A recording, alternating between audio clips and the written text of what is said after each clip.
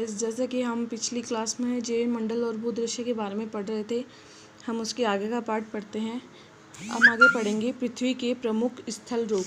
स्थल रूप का मतलब होता है स्थल की आकृति। सबसे पहला आता है पर्वत। पृथ्वी की सतह पर सबसे ऊंची चोटी माउंट एवरेस्ट है, ये सबको पता है। जब एक पर्वत एक रेखा के क्रम में होते हैं, मतलब कि एक रेखा के क्रम में, जैसे कि ये एक रेखा है, इसी क्रम के अंदर सभी पर्वत होते हैं, वो पर्वत श्रृंखला के रूप में जाने जाते हैं।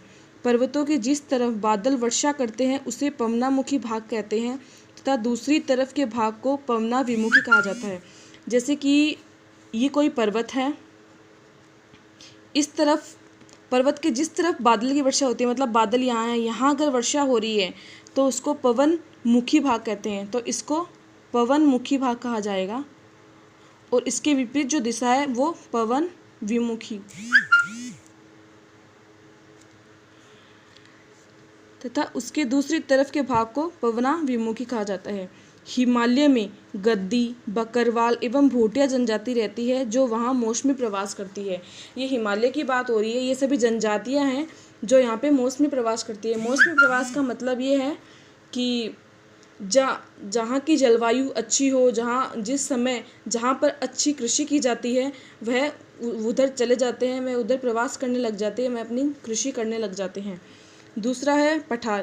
पहली बात तो ये कि पर्वत जो है उसकी आकृति सबको पता होगी वो कैसा होता है।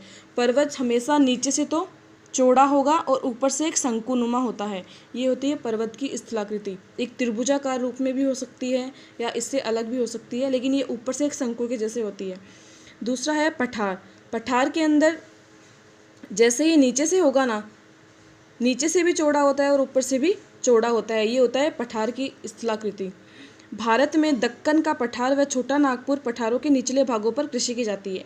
पठार अधिकतर कृषि के लिए उपयोगी होते हैं, और ये कहाँ पे होती है? भारत में। जैसे अपन भारत की बात कर रहे हैं तो भारत में दक्कन का पठार व छोटा नागपुर पठारों के निचले भागों पर कृषि की जाती है।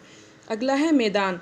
मैदान दो प्रकार के होते हैं। मैदान आपको पता ही क्या होते हैं? तटीय मैदान और आंतरिक मैदान, मतलब कि नदियों के पास में होते हैं या अलग जगह पर भी होते हैं, वो होते हैं जिनको दो भागों में बांटा गया है। अगला पॉइंट है नदी बेसिन। वर्ष भर बहने वाली नदियों को सदावाहिनी व नित्यवाहिनी नदियाँ भी कहा जाता है, जैसे गंगा तथा यमुना। कुछ नदियाँ ऐसी भी होती है जो केवल वर्षा ऋतु में बहती है, जिन्हें मौसमी नदी कहते हैं। मतलब वर्षा ऋतु में बहने वाली नदियों को मौसमी नदी कहते हैं। किस कारण? कि ये मौसम के अनुसार बहती है। एग्जाम्पल है लूनी नदी, ये राजस्थान में पश्चिमी राजस्थान की नदी है। लूनी नदी स्थल का वह भूभाग जहाँ मुख्य नदी व उसकी सहायक नदियाँ बहती है, वह क्षेत्र नदी का बेसिन कहलाता है। अब देखो, नदी बेसिन किसे कहते हैं ये इसमें बताया है। स्थल का वह भूभाग जहाँ मुख्य नदी व उसकी सहायक नदी बहती है, मतलब ऐसा स्थान जहाँ पर मुख्य नदी भी बह रही हो और उसकी सहायक नदियाँ भी बह रही हो, वह क्षेत्र नदी का बेसिन कहलाता है। जैसे गंगा नदी की सहायक नदियाँ कौन सी है? यमुना, चंबल और सोन। अगला पॉइंट है समुद्र तटीय मैदान। समुद्र तटीय मैदान में सबसे पहला है द्वीप। देखो, एक ऐसा स्थलीय भाग, द्वीप किसे बोलते हैं? पहली बात तो ये है, द्वीप ऐसा जगह है जो चारों तरफ से पानी से घिरा हुआ हो। मतलब देखिए, ये एक ऐसे कोई स्थलाकृति है, इसमें चारों तरफ पानी है।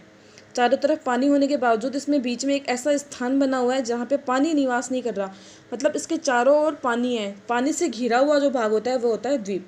एक ऐसा स्थलीय भाग जो चारों तरफ से जल से घिरा हो, द्वीप कहलाता है। जैसे कि मैंने अभी आपको एक छोटे से चित्र के डायग्राम के अनुसार बताया है। असम में बहने वाली ब्रह्मपुत्र नदी में स्थित मांजुली द्वीप नदी में स्थित विश्व का सबसे बड़ा द्वीप है, जो तीनों तरफ से घिरा हो। प्रायद्वीप। असम में बहने वाली ब्रह्मपुत्र नदी में स्थित मांजुली द्वीप नदी में स्थित विश्व का सबसे बड़ा द्वीप है। ये जो मांजुली द्वीप है ये कहाँ पर है? असम में बहने वाली ब्रह्मपुत्र नदी में स्थित है। ये मांजुली द्वीप विश्व का सबसे बड़ा द्वीप नहीं है। इसमें देखिए, अगर आप सोचोगे कि अगर कोई क्वेश्चन पूछ ले कि विश्व का सबसे बड़ा द्वीप कौन सा है और उसमें ऑप्शन में मांजुली द्वीप आ जाए, तो ये कभी मत कर देना, ये गलती कभी मत करना, क्योंकि ये नदी में स्थित विश्व का सबसे बड़ा द्वीप बताया गया है, ना कि विश्व में सबसे बड़ा द्वीप।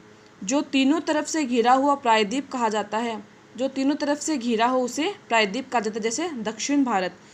अब मैंने आपको इसमें एक चीज़ ध्यान देने योग्य है कि द्वीप किसे कहते हैं, जो चारों तरफ से, मतलब ये जो चारों तरफ से घिरी हुई हो वो तो होता है द्वीप, और जो तीन प्रकार से घिरी हुई है, मतलब तीन तरह से घिरी हुई हो, वो होता है प्रायद्वीप।